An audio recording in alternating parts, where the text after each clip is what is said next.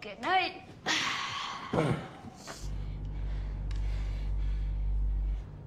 Joel!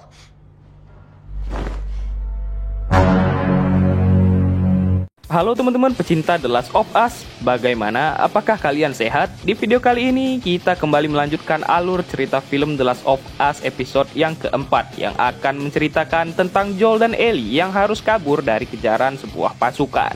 Pasukan tersebut bukanlah berasal dari organisasi Firefly dan juga bukan dari Federal. Penasaran? Langsung saja kita masuk ke alur ceritanya. Film diawali dengan memperlihatkan Ellie yang sedang mencoba pistol milik Frank yang diambilnya di depan sebuah kaca. Di luar, Joel sedang mengambil bensin mobil rongsok yang ada di sana. Karena bosan, Ellie pun membaca sebuah buku lelucon untuk membuat Joel tertawa. Mereka pun kembali melanjutkan perjalanan sambil mendengarkan musik. Ellie melihat sebuah majalah pria.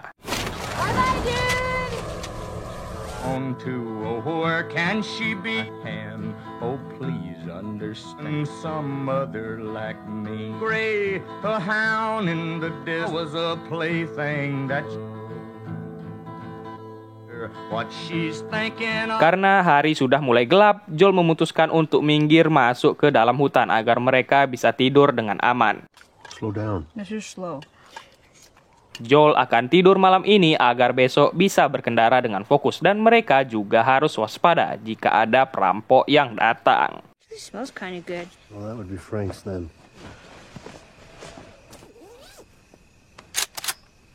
Saat ingin tidur, Ellie masih khawatir jika mereka berdua tidur, bisa-bisa saja ada penyusup sehingga Joel pun tak jadi tidur karena ia khawatir.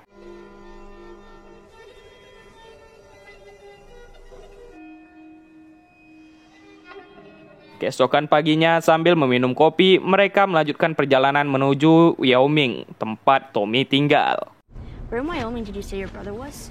Let's contact. Karena Ellie memaksa, Joel menceritakan kisah tentang Tommy yang dulu saat kecil Tommy bermimpi menjadi seorang pahlawan sehingga saat SMA ia masuk ke sekolah militer. Namun menjadi tentara tak membuatnya merasa seperti pahlawan. Setelah wabah jamur ini terjadi, Tommy dan Joel pergi ke Boston dan bertemu dengan Tess. Lalu Tommy bertemu dengan Marilyn dan mengajak Tommy masuk ke Firefly. Namun kini ia sudah keluar sehingga Joel harus bertemu dengan Tommy lagi.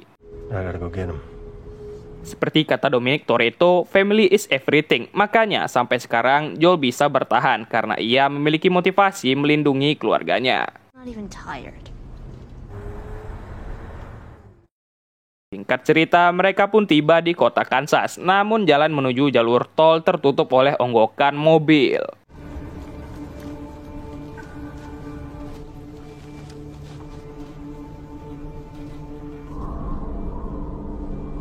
Mau tak mau, mereka harus memutarinya dan terpaksa melewati kota. I mean, I think we're heading north.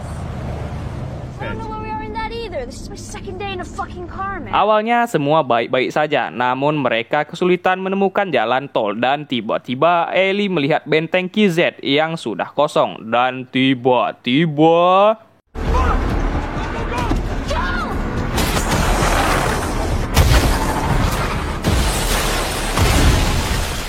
ya, itu adalah sekelompok bandit pemberontak. Mereka bukan berasal dari Federa maupun Firefly sehingga terjadilah pertempuran.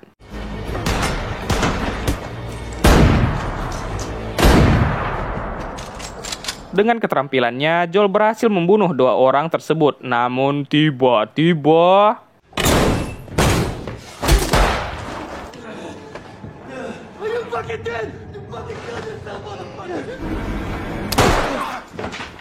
untungnya Ellie datang tepat waktu menembak orang tersebut dan orang itu memohon agar tidak dibunuh dan tentunya Joel mengambil pistol Ellie dan membunuh orang tersebut. Please, no, please, no, please, please. Sorry, please. Mereka harus naik ke gedung agar dapat melihat keadaan sekitar kota ini dari kejauhan. Scene beralih kepada seorang ketua pemberontak ini bernama Kathleen yang sedang menginterogasi seorang dokter dari KZ. Henry Burrell. Caitlin ini mengetahui kalau si dokter tahu keberadaan kakaknya si Caitlin ini yang bernama Henry. Dan Henry yang mereka bicarakan ini rupanya adalah seorang yang membelot dari kepemimpinan Caitlin.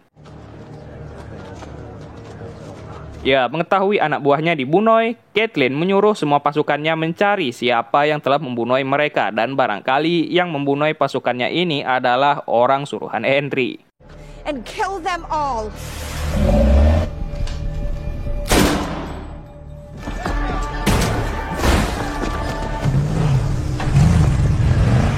Joel dan Ellie bersembunyi di dalam bar, namun mereka harus segera pergi ke gedung tertinggi di kota ini. As soon as we don't hear a truck, we move. Joel merasa menyesal karena Ellie yang masih kecil ini terlibat dalam pembunuhan seorang pemberontak tadi. Namun Ellie berkata ini bukan pertama kalinya ia membunuh orang. It wasn't my first time. Akhirnya Joel memberikan Ellie senjatanya kembali dan mengajarkannya cara memegang yang baik. You put it in your pack. You shoot your damn ass off. Di sisi lain, Caitlin mendapatkan sebuah tanda-tanda keberadaan Henry yang rupanya Henry tak lama meninggalkan sebuah rumah yang berisi beberapa kaleng makanan. Mereka pun melihat sebuah ruangan di dalam gedung yang rupanya ruangan itu berisi zombie yang terkubur. Namun, Caitlin tak akan memberitahu yang lain tentang zombie ini dan mereka harus fokus terlebih dahulu menemukan Henry dan penyusup tersebut. Joel dan Ellie pun berhasil masuk ke dalam gedung itu dan mereka harus menaiki tangga sebanyak 45 lantai.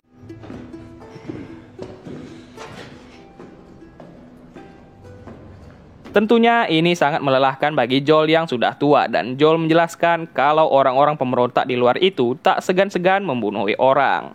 Come on. Sampai di lantai 33, Joel sudah kehabisan tenaga sehingga mereka memutuskan untuk tidur di sana. Menggunakan kaca, Joel membuat jebakan suara agar mendengar jika ada penyusup yang masuk. Joel bertanya siapakah yang Ellie bunuh saat pertama kali, namun Ellie tak mau membicarakannya.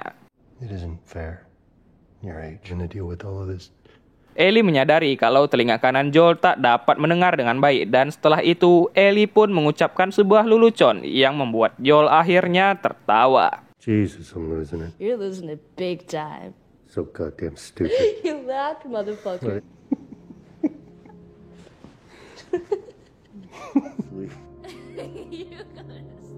Mereka pun akhirnya tertidur, namun tiba-tiba Ellie membangunkan Joel.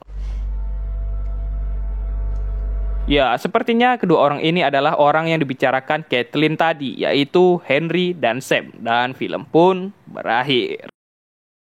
Oke, mungkin sekian dulu untuk alur cerita film kita pada kali ini. Jika ada saran dan masukan, silahkan tulis di kolom komentar. Saya Mario, pamit undur diri dan adios. It's the biggest piece of dog shit that I have ever heard. Everyone.